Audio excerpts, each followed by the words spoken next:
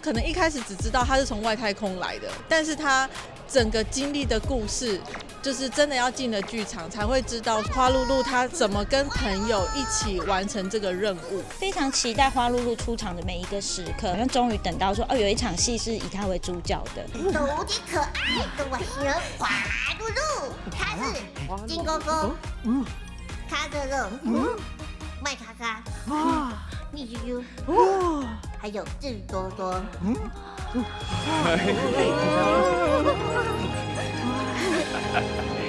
你好，你好，对，哈露露。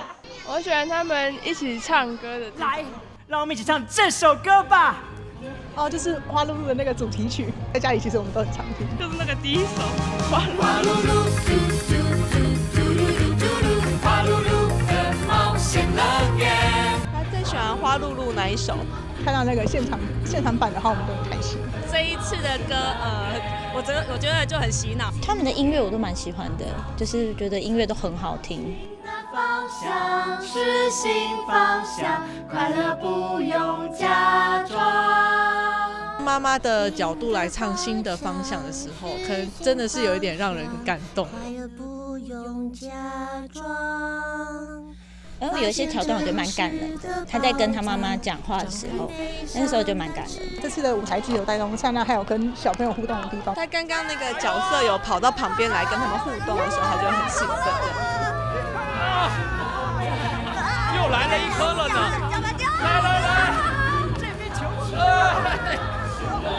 后面不是有丢那个球的那个吗？他也是很积极往外这球在哪？他们的那个表演就是很活泼，然后很适合带小朋友来，他们看了就会跟着唱唱跳跳，所以其实不用担心，就不用太担心，大家一样吵。我觉得魏武营就是一个很棒的地方，是它一直都是对家庭开放的，然后对不同工作人员外场内场，它对于就是孩子们都是非常包容的。请你跟我这样做，魏武营啊，魏武营，请你跟我这样做。85大楼啊，85大楼，请你跟我这样做。哎，莲池潭啊，莲池潭，请你跟我这样做。你这是有什么表演？这个叫什么？以后我应该会多让他尝试来看一些舞台剧这样。就是有孩子的人真的可以带他去带来一起看，我觉得他有很多生命教育的部分，然后他们也会一直问，可以一直讨论。下次再见。